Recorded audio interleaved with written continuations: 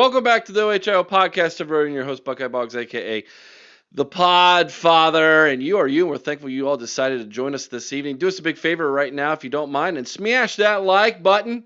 Make sure you're subscribed to the channel. Ring the bell. Get notified every time we go live. You don't like the way my face looks, I don't blame you. Head on over to scarletandgame.com. That is the fan-sided Ohio State site where we are the official Ohio State podcast over there. You can listen to us over there or wherever you download your podcast. We are also the official Ohio State podcast of The College Huddle. Head on over to thecollegehuddle.com where you can find us and 85 other of our closest friends from coast to coast covering their favorite teams as well. Tonight's episode is brought to you by A Place at Home Senior Care. Is your loved one recovering from a recent hospitalization, stroke, or fall, or living with dementia and needing support at home?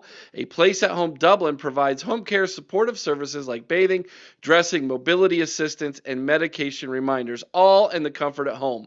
Learn more at aplaceathome.com/Dublin or call 740-472-8181. And, I do not have the right screen up there, Chris, for this. See, I still had John Kennedy on here. That's not good, man. You're slacking, man. I know it. I am totally slacking. You are right. Let me get you back up on here, Chris. Oh, now it's wanting to make you full screen. Well, we're just off to a resounding start. How about that? There we go. Joining us this evening is my co-host, the Wild Man, Chris Wilds. And we're hoping he joins us. Ryan was with us for a hot second. It looked like he was on Bourbon Street. He was definitely on vacation somewhere, Eric. Yeah. That's sure what it looked like. He was on with his cell phone for a hot second. We said hi to him, and then he was gone. Let's see what he has here in the old if he sent me a text message back yet. But anyways, hopefully he's able to get on and join us this evening. Tonight is a big night for us here at the OHO Podcast. We're trying to raise the additional funds needed to build that second little free library. This one in your neck of the woods, Chris, in Marion County. The first one has been a resounding success here on the east side of Delaware. We've filled it up now 3 times already, and we're going to have to do it again. We drove by it again today, and it looked like it was half empty already. And when Sarah went back, Ryan, to the store, Ryan handed her multiple boxes of books. So we're hoping that all is well and everything continues to do really well with that little free library. So we're hoping to build another one, Chris, in your neck of the woods, and we'll see how this goes here. Ryan, can you hear us? I can hear you now, man. This is great. And you know what? The reason why I couldn't get on with you guys before is because I got a Samsung and I get made fun of all the time from my kids. And meanwhile, we're here in Florida on vacation and they're about to go into a restaurant. And I told my son, I was like, hey, man, I'm having a hard time getting on this stuff. He says, Dad, it's because you got an Android. So he gives me his phone and I'm on Nolan's phone. So it's all good. I mean, I just needed the young kids to hook me up so I could be on the podcast today. So there we go. There we go. Good to have you with us, Ryan. I thought at first maybe it looked like Bourbon Street. I was like, is Ryan on Bourbon Street? Yeah, it kind of looks a little bit like Bourbon Street, doesn't it? Yeah. It looks better than what's happening in Delaware, Ohio today, in Marion, Ohio. That's for sure. Oh, shoot. Well, we're having a good time. But, I mean, I tell you what, man, you guys are amazing. And what you guys have been doing with 2nd and 7 has been phenomenal. And, I'm certain that things have been going well with the church and what you guys have been doing there. Yeah. It's funny because, Obi Stillwell and a couple other individuals that I play with at Ohio State, they mentioned that their church was talking about 2nd and 7 today in their congregation in their service. So I just was thinking about how crazy is that I'm having buddies tell me about their services, and I'm going to go on Eric's podcast today and talk about how awesome 2nd and 7's been for their congregation. So yeah, it's been a neat day. It is. It's been awesome. I was kind of updating everybody, Ryan. Sarah came down. She stopped by, I think it was a couple weeks ago. You handed her 2 boxes. She was handed a couple boxes. Ryan, we've already been through our 3rd box of books in that little library. Kids you said it from the beginning, that there was a need, and God bless you for just rolling up your sleeves and making it happen, because that's just the difference between getting something done and just thinking about getting it done, is just rolling up your sleeves and doing it. And you guys did it, and I'm proud of you, every single one of you guys, for doing that. We're not done yet. We're raising money for a second library here, and so tonight we're hoping to raise somewhere around $500. Scrolling on the bottom of the screen is my Venmo. Now you can super chat if you like, but YouTube takes 30% off the top of everything. That's how they pay the bills. Venmo will not. So if you want 100% tonight that you want to give to go to this next library, you can do so by Venmoing Venmoing me. It's on the bottom of the screen there, at Eric-Boggs-15, the old high school number there. That's where you can Venmo me, and it will come directly to me, and we'll be adding that up tonight. I have my Venmo open, so if anybody and Chris, we got $100 already. Nice. Oh, that's great. There we go. So we're off and running with the super chats or the Venmos here. So that means we're up to $600. We need $400 more, guys, to get to that second free library we want to raise with 2nd and 7. We've got a great show planned tonight, guys. Let's dive into it right off the bat and get Ryan's opinions on some of this. I can't wait to hear, Chris, your opinion on this one. I know it's going to be heated. Well, Portnoy's in the news again. That old booger up there from a state up north, the Barstool Sports president, Dave Portnoy, super big Ohio State fan, right, Chris? Here we go. Our first super chat tonight, $5. Hey Ryan, welcome. Did you take a 400 or 500 level world geography class in the summer of 1995? I think it was in Denny Hall.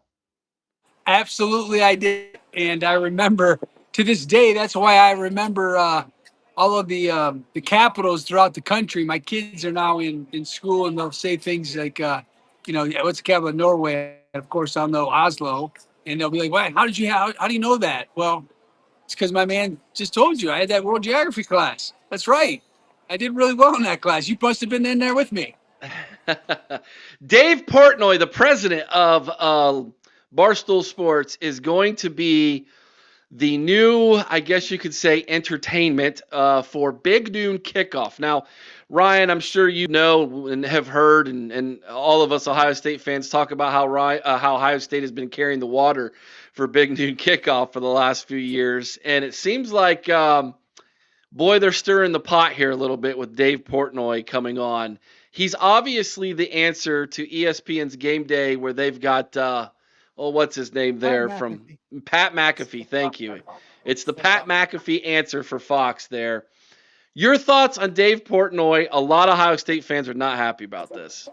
Yeah, I would agree. I mean, it is. It seems that they are trying to poke the bear a little bit, to be honest with you.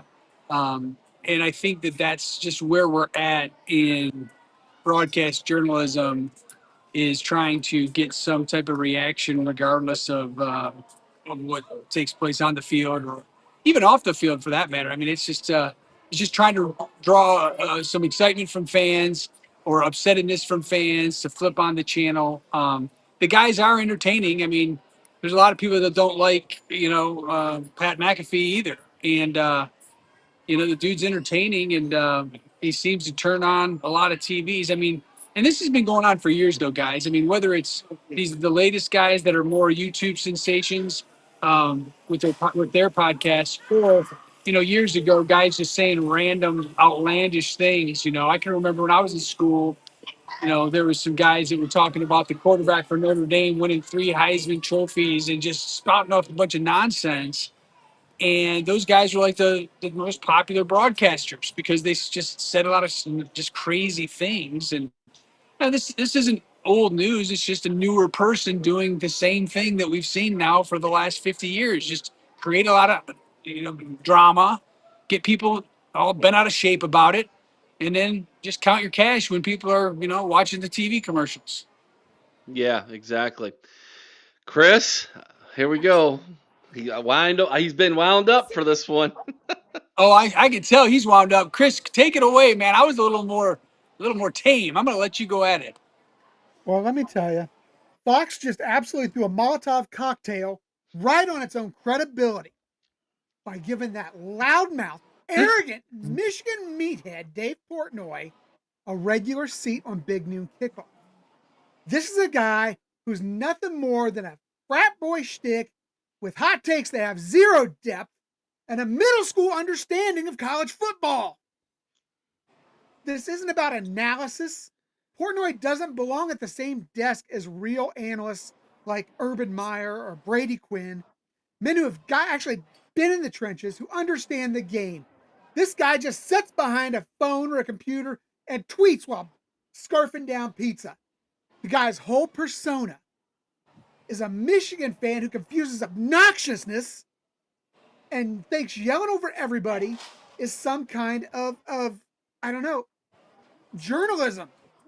And it's not. This isn't edgy college football.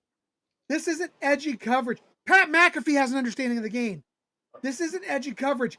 This is lazy. This is ignorant on the part of Fox Sports. I understand they're going after a younger demographic, but bringing bar-style content to Fox Sports, it reeks of desperation. It's just to watch a guy with no journalistic integrity, no football IQ, spout off like his word is the gospel. I mean, we've already seen ESPN's numbers start to drop off because they went to gimmick over substance. Now, Fox wants to copy that same ridiculous playbook. You think Portnoy can really go toe-to-toe in an intelligent football conversation with Urban Meyer? It's going to be like a Beanie Wells stiff arm to the face with this guy. It's just, it's bad optics. It's a slap to the face of Buckeye Nation, who you have been using to carry your program now for 2 consecutive seasons. You're letting some smug, chest-thumping clown who worships Jim Harbaugh like he's a prophet and pretends that Michigan's little 4-year blip on the radar, half of which came from cheating, erases the decades of domination that the Buckeyes have had.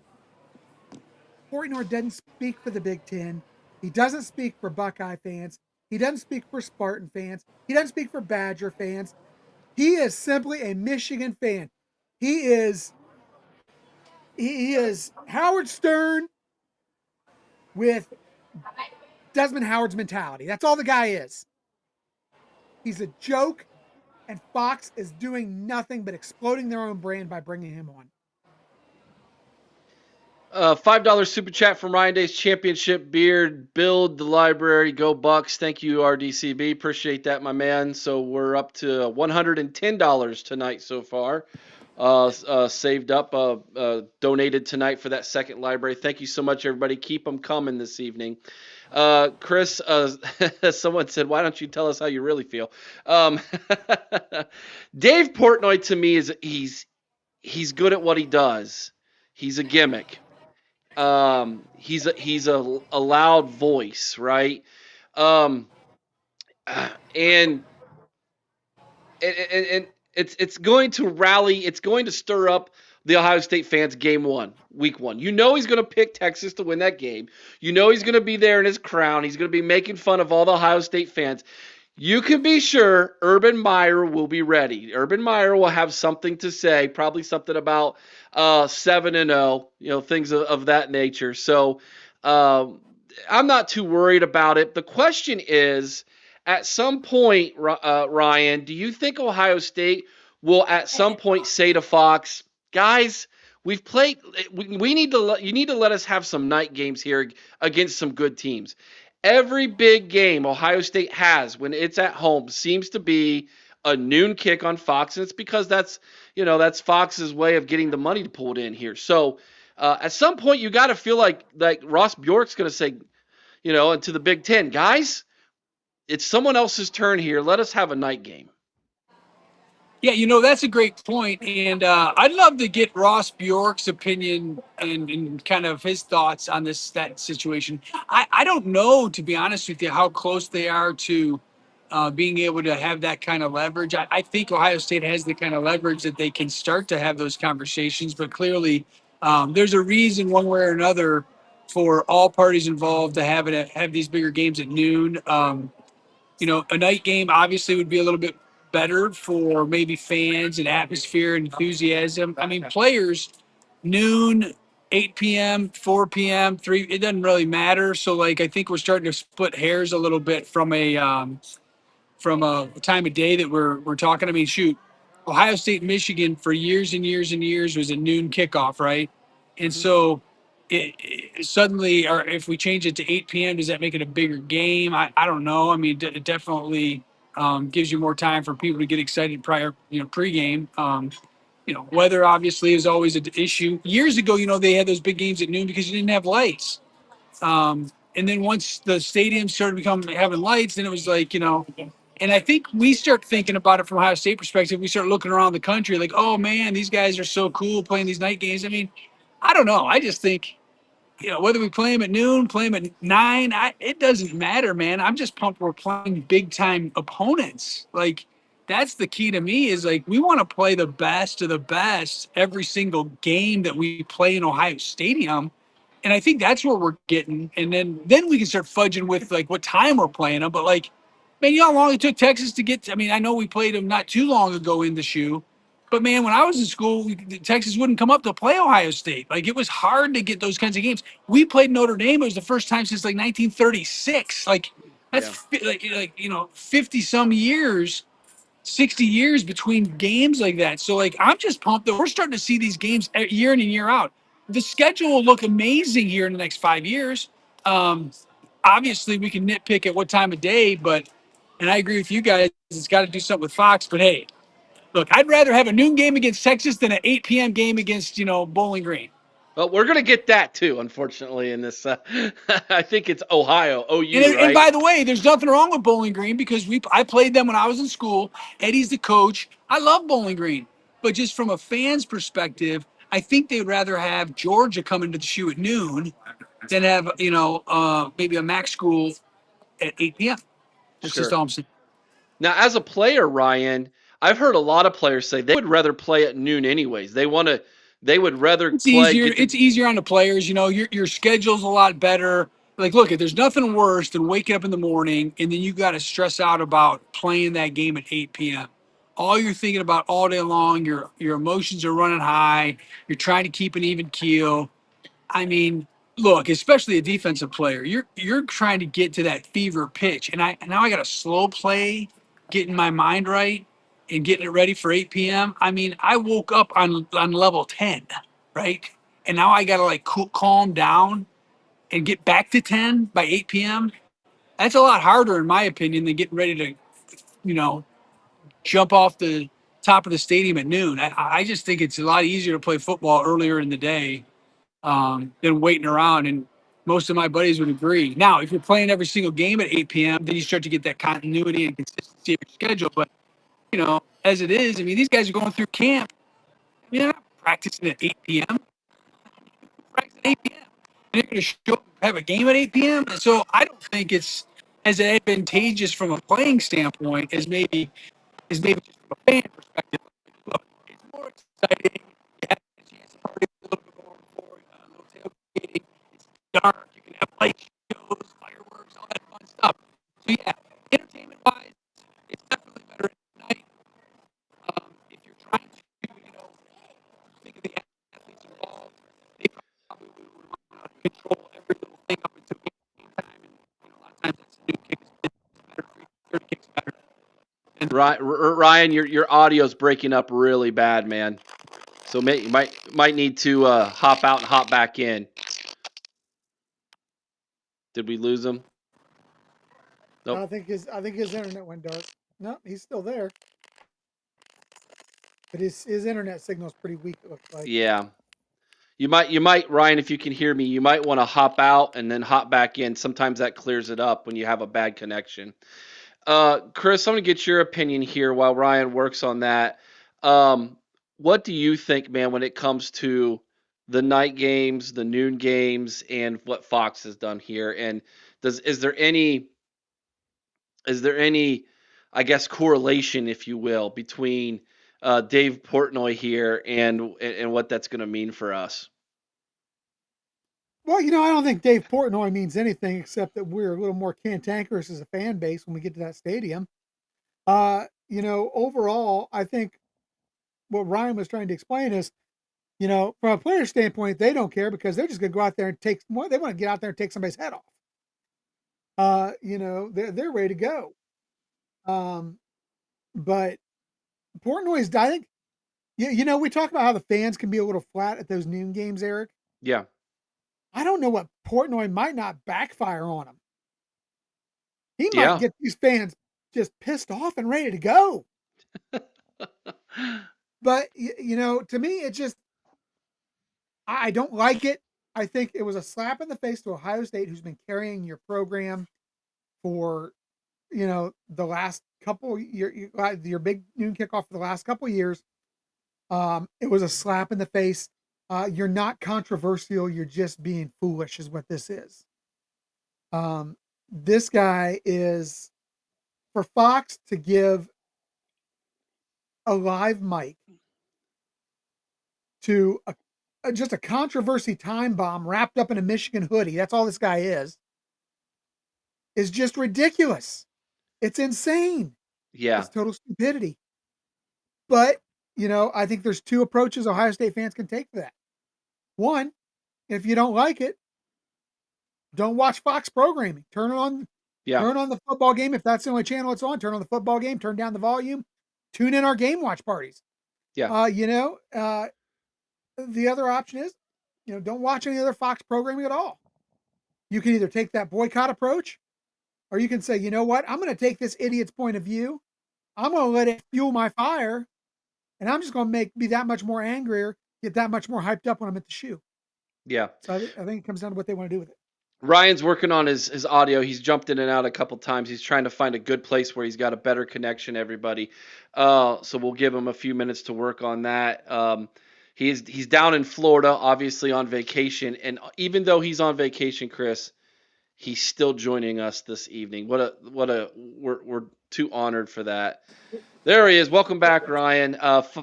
$5 super chat from Bobby Mack. Chris, I'm with you. I dislike Portnoy because he is such a pompous, pompous A-hat. We'll say that. All super chats tonight going to 2nd and 7. That's $115 now raised. Thank you, Bobby Mack. It's for the kids, everybody. Chris and I are not keeping anything tonight. If you want to make sure we get 100% of your donation and that YouTube doesn't take any off the top, you can Venmo me. You'll find that scrolling at the bottom of the screen, my Venmo. It all goes to 2nd and 7 as we try to raise money tonight for that second little free library that we're trying to build there, and with 2nd and 7 and Ryan. So we appreciate that. And some of the other news that was going on, we lost Ryan again. Doggone it! I was hoping to get his opinion here. I will start with yours first, Chris. So I've made a couple videos, guys. And the last couple days, and I don't think they're terribly controversial. They're basically just me reading the tea leaves of what's going on here.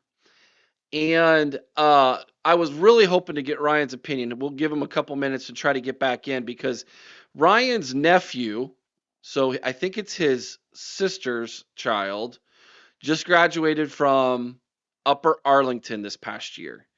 And he was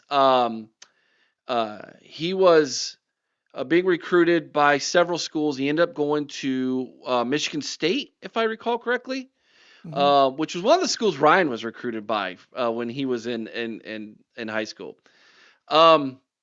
Anyways, great question, Buck Vader. So Chris and I talked about this. I can't. And the reason why I can't is my stepson plays Saturday morning on the freshman team. And so I can't miss all of his games doing that, but it is something we thought about. It's something we kicked about around Buck Vader. Great question. Anyways, so recruiting, Ohio State recruiting has taken a little bit of a slip here recently, and I'm really interested to find out what you all think about that. Ryan, are you back with us, buddy? Can you? I love he's smiling and walking, looking at them houses. It looks like he's on a golf course. Can you hear us, Ryan? I don't think you can hear us there. I don't think so. We'll give him a second here. Anyways, so Chris, you know I look at what's going on with recruiting, and I just can't help but think there's something up there, right? So what could it possibly be? Well, the rumor is that Ryan Day and Ross Bjork aren't on the same page. They're not seeing eye to eye when it comes to how to spend NIL in recruiting. We all know that Ryan Day and company have a plan when it comes to how much money they're going to spend on recruiting, right? Player retention is number one. Ryan Day has always talked about that. Retention is number one, transfer portal is number two, and then recruiting is number three. Yes. Understanding that, right? When you look at how the recruiting is going for Ohio State versus how it's going for some of those other schools currently, it's easy to see that these other schools are outbidding Ohio State for some of the bigger name guys. Felix Ojo, $5 million to sign with Texas Tech. Which is ridiculous. There's no way that's going to there's no way that's going to be something that Ryan Day is going to do. It's just no way. Why would you spend $5 million on one guy? I don't even know they're spending that much on their current entire offensive line, to be completely honest with you. And so when you look at that, and then you look at the roster, Chris, I counted it today. I think, let's see if I can name them all. I counted 5 seniors coming back who are going to start more than likely. See if I can remember them. You've got Caden Curry on the defensive line. Mm-hmm. I put CJ Hicks in that. He might start, but he's a senior. He'll be impacted even if he doesn't. Sonny Styles. Mm-hmm. Davison Igbinosun. Mm-hmm. That's 4, right? And then CJ Donaldson out of the transfer portal was 5. Did I miss anybody off the top of your head that you can think of? What about the left tackle from Rice? Is he a senior?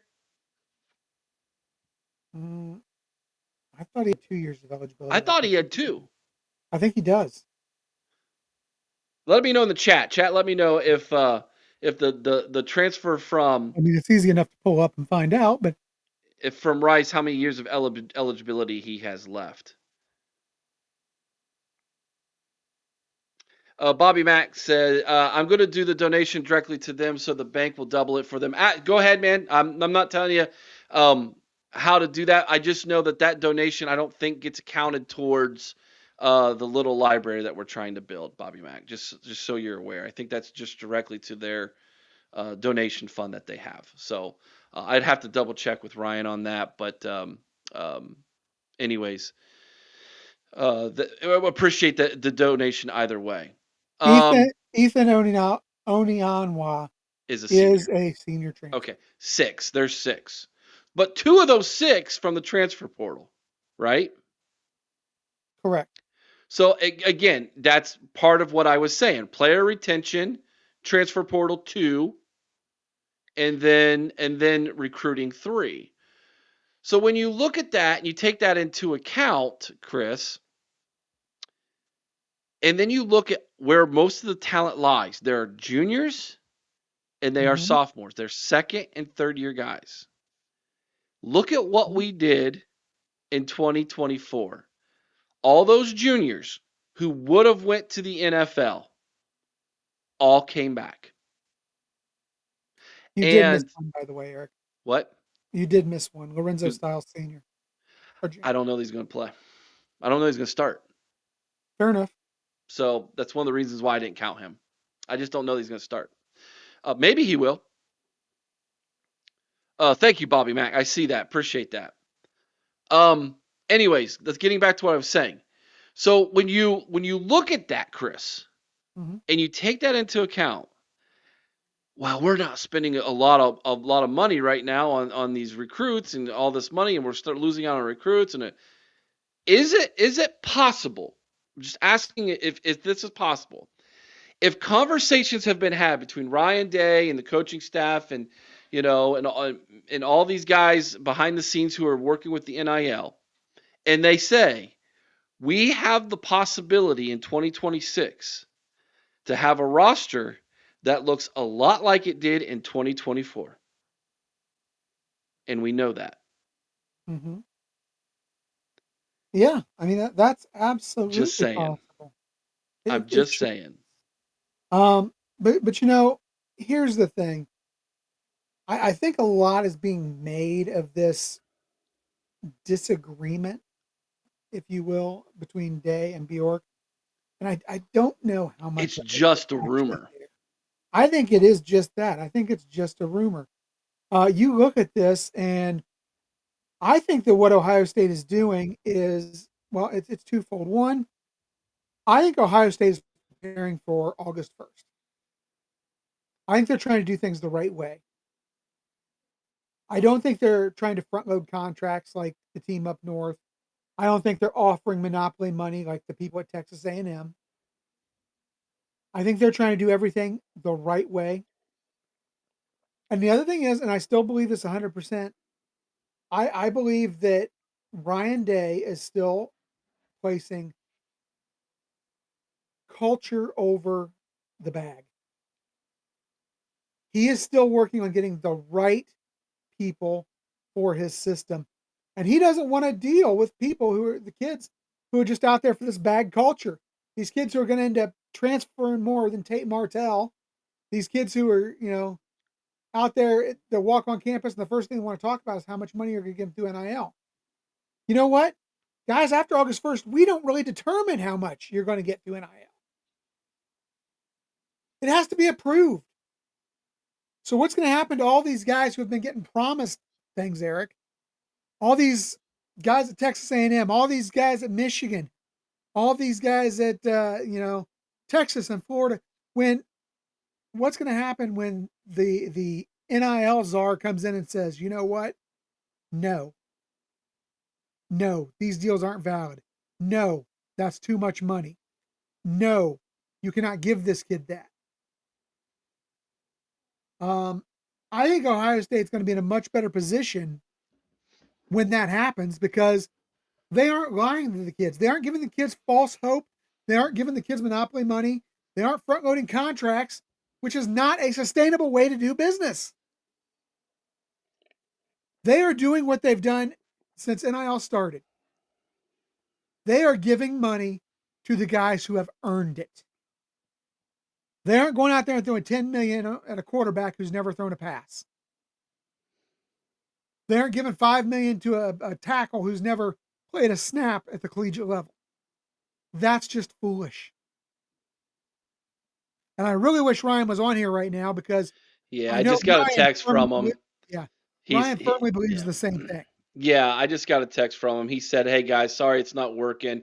I'll rain check with you guys. I'll be back on soon. So we'll get Ryan back on when he's back here in Ohio." Yeah, Let me send a message to Sean and see if he wants to jump on with us. yeah.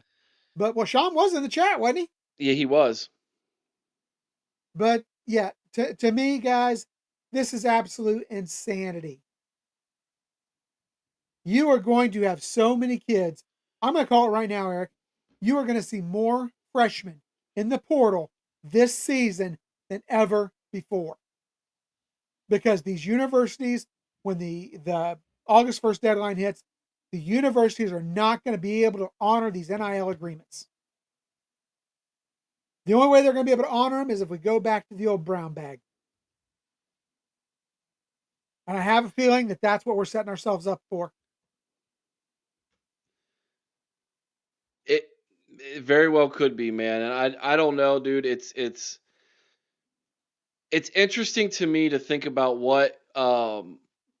what it all means in the grand scheme of things, because you've got some people who are arguing that the NCAA and these guardrails that they're trying to put in place, and that obviously Ross Bjork and Georgia for another school for by instance too, Yes. are playing by these rules all of a sudden. And you've got people out there like Texas Tech who are like, yeah, no, we ain't gonna do that. What's Texas Sorry. Tech have to lose? When was the last time they were relevant? True. That's a good point, Chris. What do they have to lose? If the NCAA doesn't come down on them like a ton of bricks, they look like geniuses. If the NCAA does come down on them like a ton of bricks, so what? Basketball season's coming up. Baseball season's, 6 months away. Right. Yeah. So it it's really interesting when you break it down and you look at it, because I would think that coming off of a national championship season, um, you would think this would be an amazing recruiting season for Ohio State, and it started off to be that way, and then it has totally lost steam, and it's lost steam as some of these guys, some of these players have basically, Chris, taken what's the highest bid, right? Right. What how much money can I get here? What and I can't blame them, Chris. I mean, depending on their situation or what their goals are and things here, you can't blame them all the time. So, it is what it is. Hey, Sean, what's going on, buddy? Hey guys, what's up?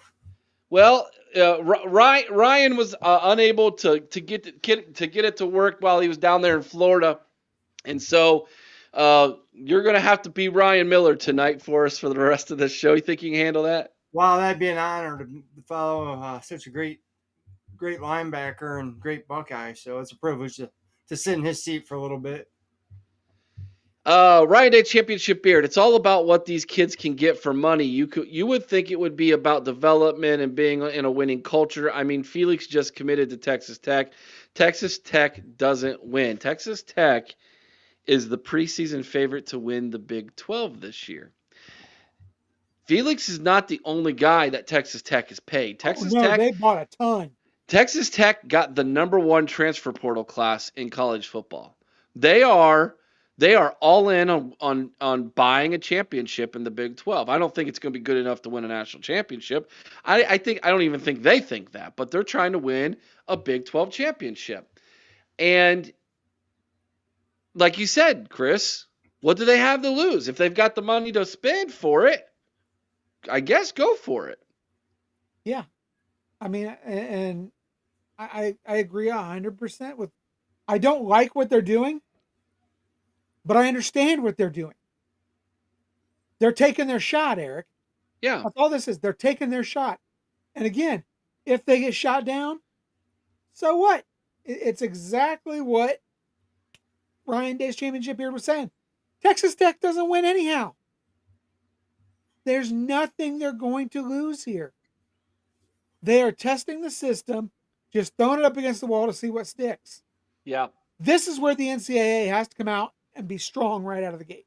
Yeah. Hey, So Ohio State is 7th in the 247 Sports composite rankings. It goes USC 1, Georgia 2, A&M 3, Notre Dame 4, Texas 5, Alabama 6, Ohio State 7. Now, what all those schools except for Texas and Alabama have in common that are ahead of Ohio State is they have a lot more recruits. Ohio State's overall composite average score is still really, really good. It's the 4th best in college football at 92.35. So some of that is quantity over quality. Yes. In those. How is ASU not the favorite to win the Big 12? Then Scadaboo's no longer there. Scadaboo was their entire team last year. I mean, he literally drugged them to a college football playoff and he almost beat Texas almost single-handedly. He ran for a touchdown, threw for a touchdown, caught a touchdown. Scadaboo's no longer there. They lost a lot, Bobby. That is why Arizona State's no longer the favorite, but they're still up there in the rankings. I think they're 2nd. I personally believe got that quarterback and the receiver. Yeah, I personally believe Kansas State is going to be really good this year I too. agree. But that's just my personal opinion. All right. Now that Sean's here, we're going to double back around now and talk about Dave Portnoy. So we're going to circle back to where we were at the beginning of this show and get Sean's opinion of Dave Portnoy on Big Noon Kickoff. Go, Sean. That's a disgrace. He's a loudmouth douche, and I can't wait to watch Urban Meyer put him in his place. I mean, Portnoy was on Twitter, on X, running his mouth. All the Ohio State people are crying, and everybody's like, "Oh, we can't wait to see Dave Portnoy go after Urban Meyer." He's not on the same intelligence level as Urban Meyer. Come on, guys. I mean, give me a break. It's like getting in a battle of wits with someone who's unarmed or mentally challenged. It's not even close. Yeah, Sean, 100%. I agree with you. I mean, I literally know the fifth graders that I work with have more college football knowledge than this moron. And you notice I said moron kind of funny. It's because I'm trying to keep it PG for you, Eric. Mm-hmm. Thank you. This guy doesn't know a daggone thing about football. No. He knows how to run his mouth. He knows how to act obnoxious. His whole, like I said, his whole shtick is simply he's an obnoxious frat boy, and that's his entire gimmick. He doesn't know anything about football. He knows Twitter and trust funds. That's it. That's what this guy knows. He goes for He's like in the his Howard place. Stern. He follows the Howard Stern motto, man. He tries to shock people, just tries to be obnoxious. Like you said, that's his stick. And he's going to come on there, he's going to run his mouth, and Urban Meyer's going to make him look like a moron. I mean, it's going to be fun to watch. Urban's going to put him in his place. Yeah, I definitely think that Fox is running the risk of well, I already know for a fact that Fox is kind of being made fun of for this because Fox was known as the serious show when you look at the college pregame shows. They were the serious one. They were the ones who were breaking down film. They were the ones they were making strides and really cutting into College Game Day's numbers. And in College Game Day, they went with the whole shtick thing, but they still had the analysis and seriousness with Kirk Herbstreit and some of the other guys who do the specials on there and things. But Fox was really making headway with college football people, right? Outside of the SEC.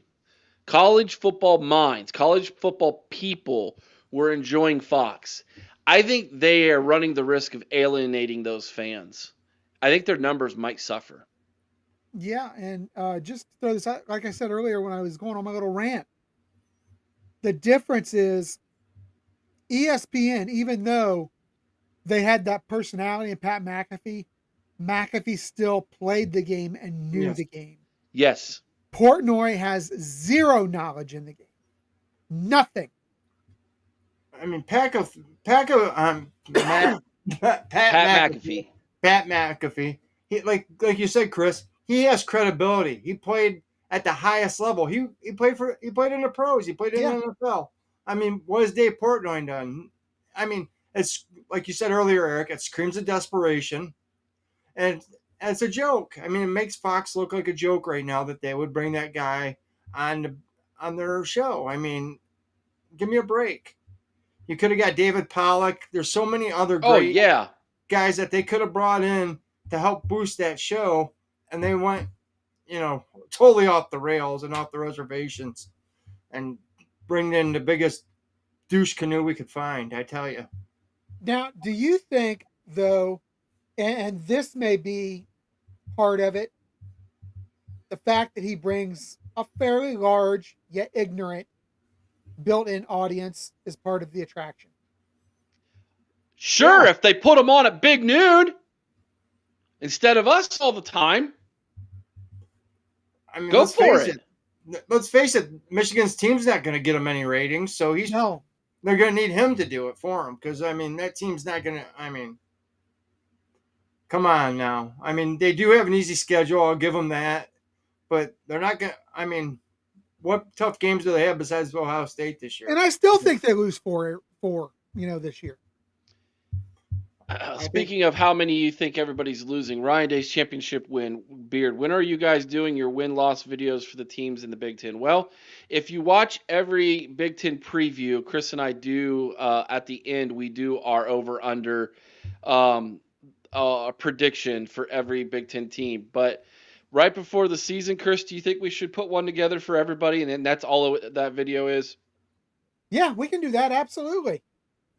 Okay. So there you go, RDCB. We'll put one together before the season starts. But if you go back and you watch every single Big Ten preview video that we've done, at the end of the video, after we do the interview portion with another podcaster who covers that team from the College Huddle, we go over the schedule. Chris and I do. We give you our prediction on what we think they're gonna do. So you can get those currently, but we'll go over the rest of the Big Ten in just one video, and that's all we do. And maybe we'll do over some of the other big schools too outside the Big Ten, Chris. That sounds fun. Sure. Absolutely. Hey guys, I got an idea. Why don't we do me, you, all of us, and TG? We pick who's going to win the Big Ten and every other team's record in the Big Ten, and post it up and see who gets the most right. Chris and I already have. We'll throw you guys a bone, have you guys fill it out, and you can join us in that. Sure. We'll see who's right at the end of the year. Yeah, I'll send you guys an email with that, and you guys can do the same thing as what Chris and I did. That'd be awesome. So yeah, let's run a quick commercial break. When we come back, we're gonna open this thing up to all of you all, and hopefully we'll be able to raise a little bit more money. We'll talk about that, and we'll just see what you guys want to talk about this evening. Hang tight, everybody.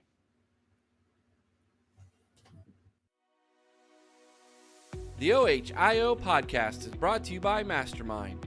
Mastermind specializes in 360-degree high-definition mobile video mapping, GIS integration, and traffic safety studies. Mastermind cares about traffic safety and keeping you safe on the roadway. Visit Mastermind at onlinemastermind.com.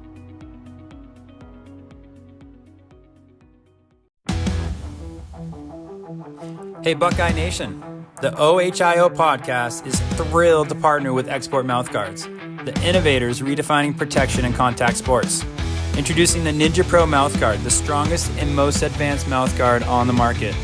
Engineered by dental experts, it's designed to deliver elite protection with a sleek, low-profile fit. Made with carbon fiber and multi-layer construction, it's impact tested to keep you safe from even the hardest hits. But that's not all. The Ninja Pro is 3D printed for 100% custom fit, offering unbeatable comfort and security for any athlete. From football to MMA, dominate your game with confidence while safeguarding your teeth and jaw. Getting started is easy. Use our home impression kit to create your custom fit and enjoy prepaid shipping. It's protection delivered right to your door. Plus, with a 1-year warranty and 100% satisfaction guarantee, and proudly made in the USA, the Ninja Pro is your ultimate defense on the field or in the ring. And here's the best part. When you visit exportguards.com, use promo code OHIO at checkout to get 20% off your purchase. That's right, 20% off elite protection made just for you. Protect your game, protect your future. Choose Export Ninja Pro Mouthguards, where innovation meets protection. Head to exportguards.com and use promo code OHIO today.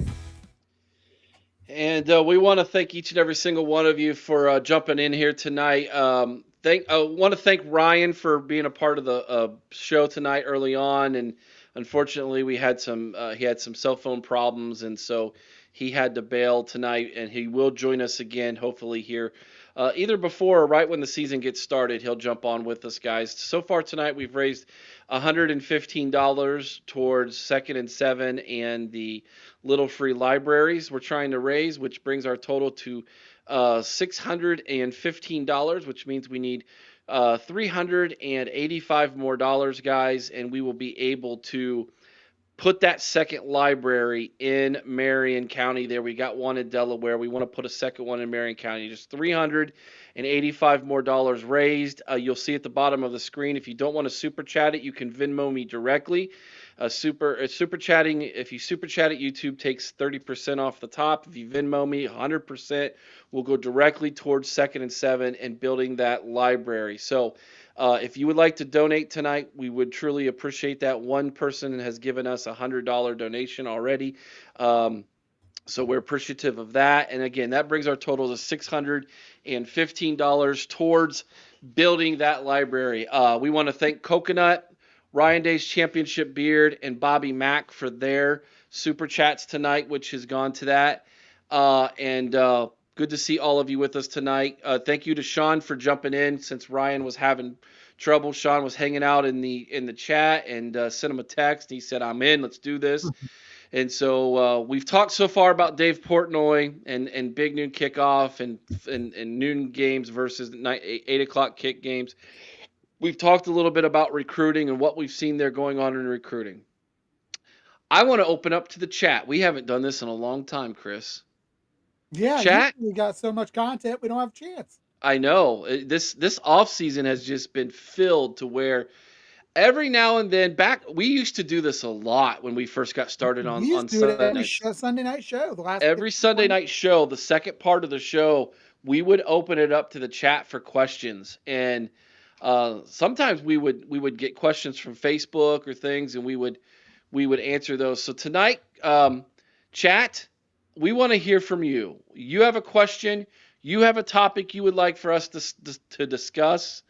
Put that in the chat tonight. Let's have a good open discussion with all of you tonight, and let's have a good time. So, Sean, tell everybody, for those who haven't, a little bit about the interview you guys just had. I think it was Wednesday you guys had that interview with Vaughn. Oh, what a great interview. I mean, the guy played on the early 80s, started as a fullback as a freshman on the 80 team. Guy couldn't have been any nicer. I mean, what a class act. He reached out to one of his former teammates, and that former teammate, who is a massive legend, said he would come on the Buckeye Lounge. He's just out of town right now, and he has agreed when he gets back into town, we'll work out the details. But if Vaughn's watching, I want to thank you, Vaughn, for reaching out to our surprise guest coming up. Is this the legend we talked about previously, yeah. Sean? Yes. Wow. So, yeah, exactly.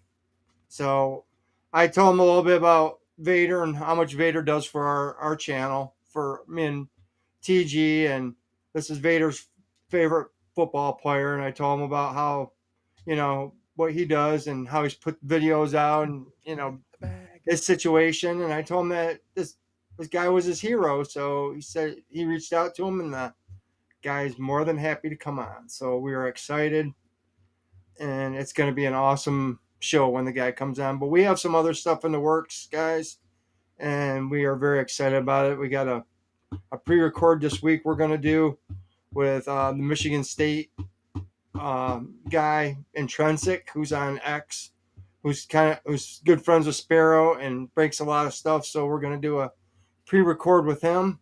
Then TG and I are going to do our regular show on Tuesday. And then after that, 3 weeks in a row, we got former Buckeyes coming on. So WTP Sports Dudes. Thank you, Sean. No problem. Texas fan here. Do you have any position group concerns? We'll go around in a circle. I'll start. Thank you for the question, WTP. Do you guys? I have to know, man. Do you guys have a YouTube channel or podcast, man? That looks like a fun name.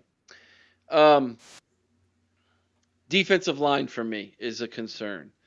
They're inexperienced. They're all new starters on the defensive line going into that first game. I think it's going to be possible that defensive line obviously isn't ready to rock and roll. The offensive line in the spring game dominated the defensive line. It was the best the offensive line has looked in spring in a long time. And some of that could be because the offensive line is really good, and that's what we're anticipating. Could also be a little bit that the defensive line is behind here a little bit as well. That is my position group concern. Sean? I agree with you, but more what I'm worried about is the depth. I don't know if we have the depth like we had before. I think the defensive line, what I think it's going to be, I'm not going to say it's not going to be as good, but it's going to be different. It's built different. We actually have edge rushers this year that were made to rush the passer. Jack and JT were more of, contain the, set the edge, great against the run. They could rush the passer some, but I mean, Jack sure did it well in the college football playoff. I mean, if you saw he was turned loose, but I think our edge rushers are more lean than they have been, and we'll get it more like what we used to see from Larry back in the day, Larry Johnson's ends and back in the day where they would rush a lot and get a lot of sacks. I'm just worried about if our defensive tackles, Caden McDonald, if he goes down, or if who's the other guy, Edric Houston, if he gets injured. Are we going to have the guys, but the horses behind them to back them up? If that were to happen, I would not be shocked if they don't put Bo Atkinson, move him inside. He plays it on third down. He played it on third down. They moved it. They kicked him inside on third down last year at North Carolina. He's got a bigger body. He can play it. If that were to happen, I wouldn't be surprised if that were the case. Chris, what's your position group concern? I'm going to go with you guys here. I got to go with the defensive, specifically tackles, as Sean was talking. I think that the two starters are very good quality. I'm a little concerned about can Caden McDonald do it on every down. That's something that we've not seen the greatest durability out of McDonald. He's impact whenever he's in there. Reminds me a lot of the way Mike Hall Jr. was. He's impact whenever he's in the game, but sometimes there's obviously injury concerns. And I know we've got some senior leadership in Tywone Malone Jr. We've got Will Smith Jr. there as well. Jason Moore, Eric Mensah can play in there as well. Got a couple of freshmen in there, but I'm looking at this as specifically Edric Houston and probably Caden McDonald. Man, I hate to make the comparison, but they're going to have to be out there very much the same way. What was it? Mason Graham and Grant were for the team up north last season on almost every down. It's going to help their stats out, that's for sure. So the depth is my biggest concern. But, Will Smith Jr., man, he's got the lineage. If he can come in his second year and actually, play half to the level that his father did, we're going to be all right. Yeah. Oh, yeah. Yeah. No kidding. For real, man. Great question. Thank you, WTP. Welcome to the show, by the way. And I'll check out your channel, man. Let's see here. Ryan Day's Championship Beard. Are you guys excited about Julian Sain as much as everyone was about CJ Stroud? And do you think it will equate? Ooh, great question. I am as excited, maybe even a little bit more, because I think Julian Sain comes in with a little bit more fanfare than what CJ Stroud did. CJ Stroud was a late bloomer. In other words, he was not high on the recruiting boards until going in between his junior and senior year, if you recall. And then he shot up the boards after he had that, I guess, Elite 11 camp, the Elite 11 camp, and he blew everybody away. And then it was like, oh, wow, Ryan Day does know what he's talking about when it comes to quarterback recruiting. Who thought? Julian Sain has been that guy for years. They're both Southern California kids. Julian Sain has got that big arm. So yeah, I think it will equate, and I am as excited, maybe even a little bit more. Sean, are you as excited for Julian Sain as you was CJ Stroud back in, gosh, what was that? 2021, 2? Well, if you guys remember, the difference is, though, back then, we also had Jack Miller, who was the the guy that everybody liked coming into that class Yeah. over CJ. And CJ was, like you said, a late bloomer, and they kind of took him late. I am very excited about Julian. I mean, the guy can play. He won the Elite 11. I mean, Nick Saban wanted him. That should tell us something. Then Ryan Day wanted him. So Ryan Day knows a thing or two about quarterbacks. So I trust what Ryan Day, has to say. So I'm really excited. I think he will be better than CJ's in his first year. I'm going on a limb and saying that.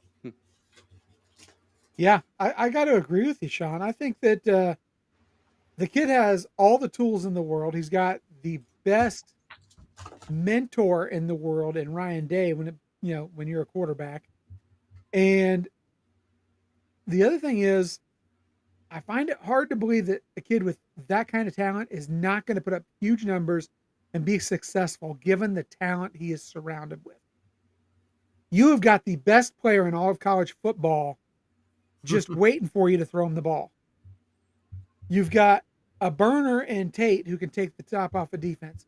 You have Brandon Ennis, who's going to probably be playing the slot, who can get out there. You've got, all these guys, and I haven't even gone into the too deep when you're talking about guys like Mylan Graham. Mm-hmm. When you talk about Quincy Porter, Bryson Rogers. I mean, we are stacked at receiver. You got the best pass catching tight end in all of college football, in my opinion, in Max Clare, who is going to be a big safety valve for him, especially when he first starts out. Yeah. The season. To me, I think that Julian Sand, I think he's right now, sixth or seventh in the Heisman odds. Guys, I'm telling you right now, that's too low. That is too low. And it's not just because of his tremendous talent or what he did at Elite 11. It's because of that plus everything he has around him. He is set up to succeed. Hey, guys, and let's not forget that offensive line is going to be one of the best in the nation. For the first time in a long time, we have depth at that offensive line. There's legit 7 or 8 guys that could start. So that's the happiest I felt with an offensive line coming into a season in a very long time. Chris and I concur with that. We've been pounding that pulpit about the offensive line for a long time, haven't we, Chris? And yeah.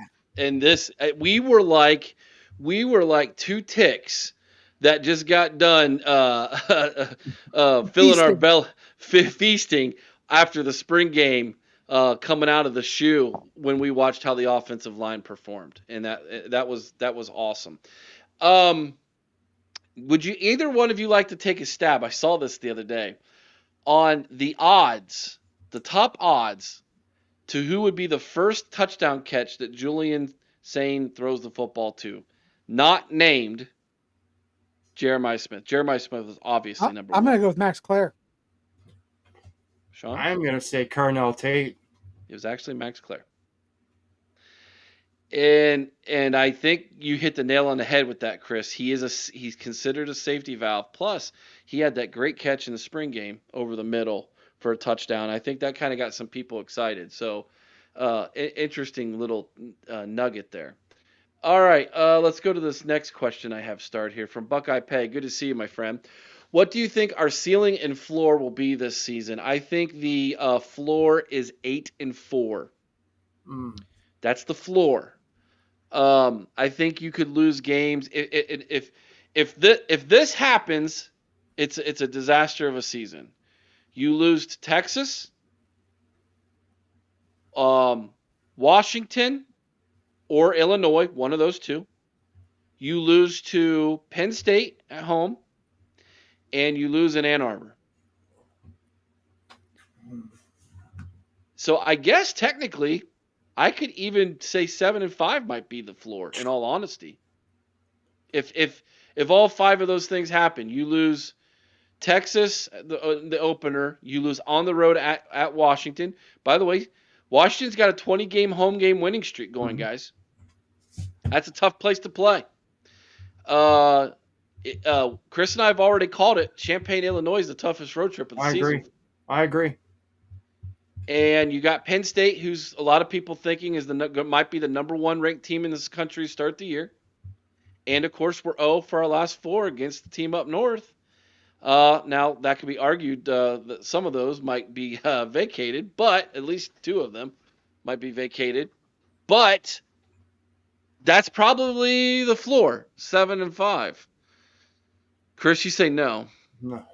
No, I think 9-3 is the floor. No, 9-3 is the floor, with 12-0 is the a floor. A floor is worst case scenario. Mm-hmm. It's not what I think could happen. To me, that's where I'm at. You don't think that they could lose more than 3?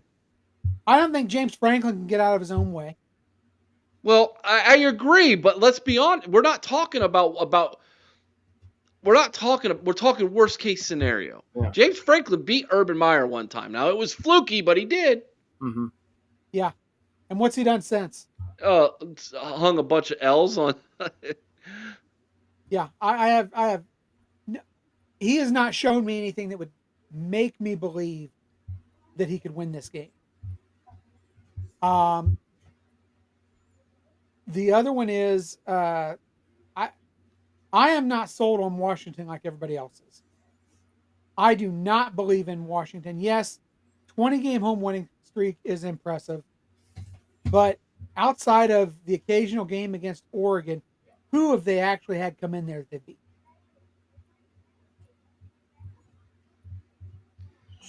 So to me, I feel like Washington to me is not a team that's even close to Ohio State's level. I think those 2 are the ones that I can't wrap my head around. I'm with you as far as the potential for Illinois, the potential for Texas. But you know what, Eric? Texas lost more production than we did last year. They are returning less production than we are, both offensively and, well, not defensively. Offensively, they're returning less production than we are. Defensively, they are slightly higher. Didn't they hit the portal a little bit better than we did, though? Did they, though? I don't. If WTP Sports Dudes, if WT Sports Dudes are still watching, let us know about your what you think about Texas's portal offseason. Would like to know that. And by the way, yeah, thanks for hopping in, dude. I appreciate that. If he already headed out, but we got a couple super chats to get to real fast. Coconut with another $10. Thank you, my man. Coconut with 15 total tonight. As Keith Jackson might call it, there's gonna be a showdown in the old town of Columbus, Ohio tonight, as the Texas Longhorns ride into the shoe to take on the home team, Ohio State Buckeyes. Oh, Nelly! That was a terrible Keith Jackson, but that was my not best. Good. Yeah. On the banks of the old Intenji. Oh, Nelly. Keith Jackson was the voice. Man. He was the voice of college football, man. I haven't when we go to California, boys, and we get to go see the Rose Bowl someday, there's a Keith Jackson statue outside the Rose Bowl. There should be, There honestly should be. Yeah. $20 super chat from Robert. Thank you, Robert, so much tonight for the $20, man. I appreciate that. O-line, D-line development, former Buckeye, future O-line, D-line coach. I'm not following. Do you guys know what that means? That's a lot to take in there. Is he talking about where the development is at? Oh, these are questions he wants answered. Yeah. He wants to know about our offensive, defensive line development. Okay. Former Buckeye who might be a future, and is there a former Buckeye who might be a future offensive line, defensive line coach? Well, offensive line, if you're talking about a future former Buckeye, you got to talk about Charles Bentley. Yeah, 100%. Yeah. I mean, I think that's the guy. If you're going to have somebody come in and be an offensive line coach, that is your guy right now. I mean, he's already working with kids, so he knows how to do it. And then defensive line. I got a name for you. Luke Fickell. Yeah. He might come available, boys. I tell you what, Eric, that's another tough place to play too. We got to go there. We got to go to Madison. You're right. All of a sudden, Eric's 7-5. I'm telling you guys, like, now let me push back again. I know I'm gonna blow Chris's gasket tonight. Last year's team went 10-4 with that roster. Or sorry, went 10-2 with that roster. 10-2. You mean to tell me you think this year's team is only one loss worse? Yes. Than that team? I'll tell you why, because we're not playing teams like we're not playing Oregon. Texas. Granted, we got Texas, but and Penn State, you're right. So I still think we win 10 ball games. Until we don't, I'm going to go with 10 each year. Okay. WTP, they did okay in the portal. A bunch of D linemen. That's right. I remember that. Well, they got one of ours, right? Hero Canoe. Hero Canoe went there. Yeah. That was their need. Offense got a tight end and wide receiver that was needed badly. Okay. I guess you're right, Chris. Yep. I guess you're right. Thank you for that. Anybody else on that? Former Buckeye future offensive D-line coach. Can you think of another former Buckeye who might be a D-line coach? I have a list of former Buckeyes who are currently coaching. Let me pull that up real fast. Now, are we going to reach down to the high school levels for a defensive line coach? Haskell Garrett's coaching back at Bishop Gorman. Is Haskell Rascal coaching? That's what I'd heard. Robert Landers does training with kids. Yeah. Here we go. Here's my list of people here. Santonio Holmes is coaching at Wilberforce. Corey Brown is coaching at Akron. Devin Jordan is coaching at Ohio State. Mm-hmm. Chase Ferris is coaching at Elyria Catholic High School. Yeah. Stanley Jackson is the head coach at Westerville North. Keep him there. Greg Fry is the offensive coordinator at Bexley High School. Keep him there. Rob Harley is that's the grandson of Chick Harley, I believe. Yeah. He is the defensive coordinator and assistant coach at Arkansas State, or he was. Joe Germain's coaching in high school in Arizona? Arizona, yeah. Mm-hmm. Pepper Johnson, is he still coaching? He was coaching the Patriots linebackers for a while, but I don't know if he... And then wasn't he in Florida coaching high school ball for a while, too? I would love for Pepper to come back. Is he the one that got the IMG Academy job? Or he was, wasn't he? Yeah. Wasn't he there for a year? Yeah. I don't know if he was or not. I have Winfield Garnett written down for some reason as a former player who's coaching. Tuff Borland is the linebacker assistant at Wisconsin. Pepe Pearson is coaching at Tarleton State. Kenny Guyton is the quarterback coach or wide receiver coach at Wisconsin? He was a receiver coach. He might be coordinator now. That's what I thought. JT Barrett is the quarterback coach for the Chicago Bears this year. Of course, James Laurinaitis is at Ohio State. Tim Walton is at Ohio State. Luke Fickell's at Wisconsin. Brian Hartline's at Ohio State. Eddie George is the head coach at Tennessee. Or sorry, no, he's not. He's head coach at Bowling Green. Need to update that. Mike Vrabel's the head coach at New England, and Marcus Freeman is the head coach at Notre Dame. That's my list of former Buckeyes. Dorian Grant coaches at Vincent St. Mary's. Oh, does he?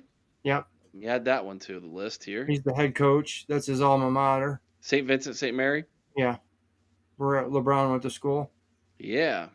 Then now, did Richard McNutt and those guys go with Eddie to Bowling Green, I wonder? I don't know. Because I know a bunch of them were coaching for him down in Tennessee State. There were a few. I didn't hear a name in there, though, that just struck me as an offensive line or defensive line coach. Either one. Tim Anderson could teach him how to wrestle. Tim could come back and coach. He might be the best option at defensive line next. Yeah. I wonder what Big Daddy's doing. I don't know what Big Daddy's doing. Orlando Pace was asked if he would ever coach, and he basically said no. Because of the hours. Well, I just don't think someone like I mean, he's such a legend. Like, it's not gonna. Well, anyways, let's move on. We got a couple more, and then I have a hard out at 9:25, guys. I have another interview I have to do. No So problem. let me go up here and get the other ones that were starred and see if we can do some rapid ones here real fast. By the way, I have the ceiling at 12-0. I mean, Ohio State, the ceiling's always gonna be 12-0, right? Yep. Yeah. Chris looks irritated. Did I irritate you tonight? Yeah. No, I've actually got all kinds of things going. I got news popping up on this screen. I got X going over on this. For those of you who don't know, my studio has a 4-screen studio right now. Nice. So Okay. I'm sitting here but no, there was some idiot on the X. Oh, geez. You know, I'm just sitting here thinking to myself, yeah, we're going to address that tomorrow night. Buck Vader. Who do you guys think will make an early impact in this year's class? I think he assumes the 2026 class based off the names he put here. Chris Henry, Wilder, Greer, and Bradford so far his. Let me pull open our handy dandy list that we've been working on, right? Well, it's not going to be an offensive line because that usually takes a couple years, right? So it's not going to be an immediate impact on the offensive line. Let me see here. I would say Chris Henry. I think that's Sincere Johnson. If he can see the field. He will. I think he makes an immediate impact in special teams right away. Well, that's true. Like right now, he's on special teams. He probably starts right now on special teams, a senior in high school. I think Sincere Johnson is he's going to be really good. We got a lot of good young linebackers in front of him too, though, with Pettijohn, Alford. I mean, Laurinaitis has done a great job the last 2 years of recruiting linebackers, and Sincere Johnson's just another one to add to the list. Yeah, Kerry Wilder's another one. That was my choice because if you look, if Kenyatta Jackson has a good year, he's probably out. Bo Atkinson, the same thing may be said there, but those guys are both, both redshirt juniors, so they could have another year of eligibility. Caden's out; he's a senior. So I mean, there's going to be room on the defensive end if somebody is really playing a good ball, even a freshman to get in there. So I think that would be my pick. I think Chris Henry, I know it's obvious, but I think he's going to be the one. I think he's really going to make a big splash. Eric, I got a question. What's the next Michigan person all these sports shows are going to hire? Blue Wolverine. Oh, geez. Connor Stallions. Connor Stallions. There's nobody who's more of a Michigan man than Connor Stallions. Don't be surprised. Somebody will probably hire him because he's not going to be allowed in college football. So. Rich Eisen will hire him. Oh yeah, boy, he pulled a 180 on that, didn't he? He pulled a 180 on that one. That was funny. One more question here. I'll go another direction. RDCB, you get the last question tonight. Speaking of another QB, how do you think Underwood will do? Is he going to be everything the Blue thinks he is, or is he getting thrown into the fire too early? The obvious answer to that question is yes. He's a true freshman, and although they're a talented team, they're not nearly as talented as they have been the past couple of years. They're not nearly as talented as they think they are either. Let me tell you, you're putting a true freshman in there at quarterback. The kid's going to get annihilated his first year. This is not a kid who's coming out of a high-profile football program in high school even. Michigan football is not, at the high school level, not anywhere near the top of the football chain. He's going to have such a hard time, I think, adjusting to the speed of the game at the collegiate level. He's going to have growing pains. Will he eventually be good? Maybe. Is he ever going to be as great as everybody thinks so? He's going to be? No. I'm not sure what this guy is the next Alex Orgy. I mean, let's face it. The guy played crap competition in high school, didn't compete at the Elite 11 because he knew he was going to get his ass handed to him. Give me a break, you Michigan morons. Come on, Chris. Give the kid at least a year or two before you try to anoint him as the next big thing. See if he's going to be able to pass the ball 15 yards downfield when he's under pressure. You have these morons saying he's going to win the Heisman next year. I mean, give me a break. Do we all remember what happened? He'll be lucky if he finishes the season in one piece. Do we remember what happened to Braxton Miller when he was a freshman? What he looked like back there? Like I tried telling those guys, there's going to be times that he throws an awesome pass and you see the flashes of his ability and you're going to be in awe. Then there's going to be times when he throws into double coverage and you're going to be pulling your hair out saying, why the heck did you do that? Because this kid's going to face competition that he's never faced before. He's going to see things that he's never saw before. Defensive coordinators are going to confuse the heck out of the kid. Plus, he doesn't have the elite receivers to throw to. Who's he going to throw to? Samaj Morgan? Give me a break. I mean, whatever his name is. He's got a couple of decent running backs behind him, but other than that, who's he going to throw the ball to? I mean, and honestly, if this hammer comes down, he might not even be there to play. He might transfer out if they get a long enough bowl ban. So who knows if he even sticks around there. Freshman growing pains are called freshman growing pains for a reason. Exactly. It's a real thing. Right. He's going to be running like JT Barrett a lot. Bobby Mack's calling it now. He's going to transfer out. That's his prediction.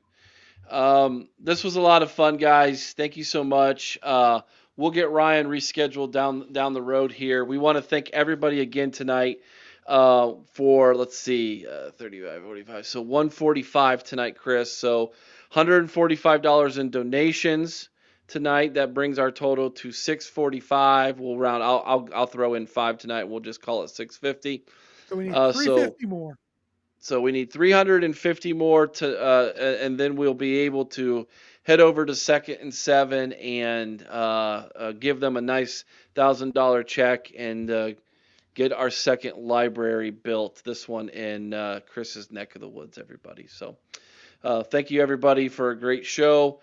We had to make do with what happened tonight. Ryan was on vacation, but he called in anyways. He tried to make it work.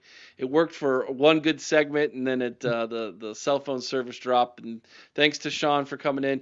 Chris, call-in show tomorrow night, 8:00. Absolutely, I'm pumped. Who knows what's going to happen? Maybe we're going to talk about Portnoy. Maybe we'll talk about this idiot over here on X right now. I don't know. We're going to have a lot of fun with whatever we do. Tuesday night, the Buckeye Lounge, 8:00 Eastern. Sean, correct? Correct. TG and I are going to do a show and hit on a few different topics and just have fun. And if you guys got any questions, fire them away and we'll try to answer them for you. Beautiful. Don't forget, Wednesday night will be our Washington preview. That'll be coming out on Wednesday night. And I think Iowa is going to be on Friday, Chris. I think I just got a confirmation from them. Chris and I will be putting together the Washington and Iowa previews for you all this week. That'll bring us up to 14? No. Is it 14? It's 12 or 14. Yeah, I think 12. I think we had 8 left. Let's think. We've got 6 more weeks till the start of the season. We started I think a week earlier this year. Yeah. So we have Northwestern, we have Oregon, Purdue, Ohio State, team up north, and I'm missing one. So 5, 6, and then Iowa. Yeah, so that would give us 6 left. So thank you, Bobby Mack. Thank you so much. What? Washington? Washington. No. They don't like it. They don't like it when I say it. That's why I say it. I don't like it either.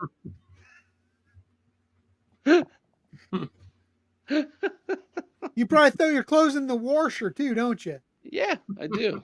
This is what my grandma, she washed the clothes. What's wrong with that? Thank you so much, everybody. We got a great week planned out for you right here on the OHIO podcast. Happy birthday, Lisa! Happy birthday, Lisa. Happy birthday to you, Lisa, and we appreciate you all. I've got to go to my next interview, everybody. Y'all have a good night. Take care. God bless. Make sure you're kind to one another. I owe someone's OH in Carmen, Ohio with all your heart. You guys know what to do. OH! I-O! Go Bucks! Go Bucks!